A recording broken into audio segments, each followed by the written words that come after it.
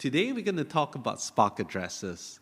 It is a key component of Lelantus Spark, which is our next-gen privacy protocol that is soon going to be launched on mainnet. I'm going to explain how it protects your privacy and how useful it is.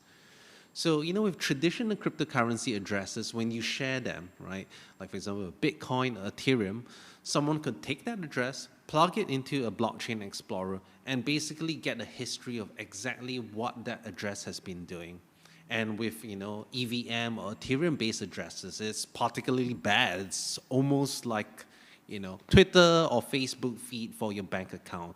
You can see, everything, when it's received money, where it's from, what swaps you've done. It's really basically, just everything, right?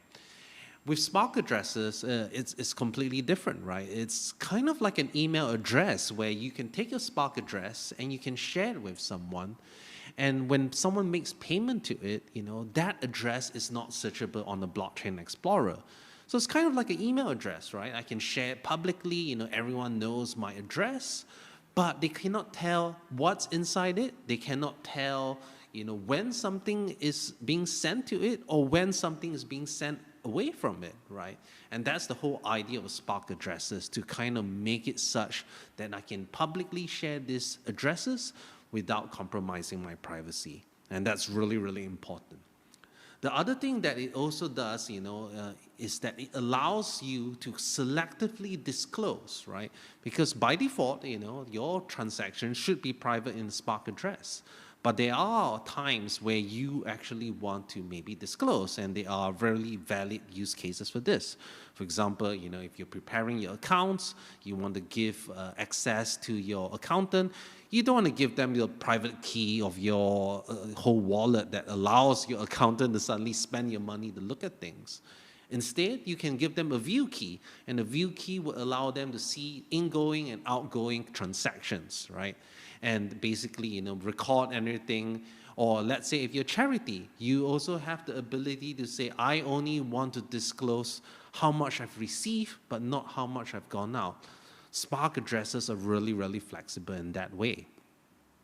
And this is, compares favorably to, for example, like even our competitors like Monero, right? Currently, they also have view keys, but they only have incoming view keys and not outgoing view keys.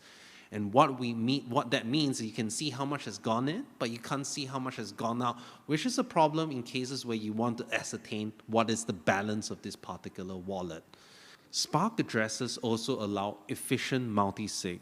And what multi-sig does is several things. The first thing it does is it allows you to share the access to a particular wallet or address.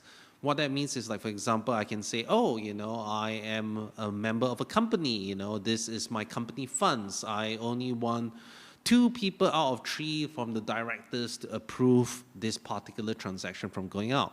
We can do that. And best of all, on the blockchain, people cannot tell that this address is a multi-sig address. It just looks like any other address. I cannot tell that this address is controlled by 1. I cannot tell that, maybe it's controlled by 10 people. So, Spark allows very, very flexible multi-sig addresses. The other thing is that multi-sig also enables protocols and bridges between Firo and other blockchains as well. Because basically, if you want to build a bridge, you need very efficient multi-sig. And, this is why Spark is built with that in mind, because we do foresee, once we build out our Elysium and Spark assets infrastructure, the ability for Firo to be privacy infrastructure for other cryptocurrencies, where they can bridge tokens from, let's say, USD coin or USDC, USDT, or even any other asset right into Spark, right into like Firo's blockchain, and enjoy all the benefits of the Lelantus Spark. The introduction of Spark addresses really improves usability. Currently with Firo, if you want to anonymize a certain transaction, when you receive money, you actually have to click anonymize, or actually use your private keys to make a transaction to anonymize. With Spark addresses, regardless of whether someone's using Spark addresses or transparent addresses, they can directly send funds into your Spark address and it becomes anonymized automatically. That's a very, very huge, user experience advantage as well. So the best way to think of Spark addresses is kind of like your email address to your private vault. People can send things into it. You can share that address publicly, but still protect your privacy. And I think Spark addresses is really going to change the way people use Firo and also the way that people transact using cryptocurrencies to have those privacy guarantees while still being very convenient to use. If you want to find out more about Spark and Spark addresses, the links are right below here.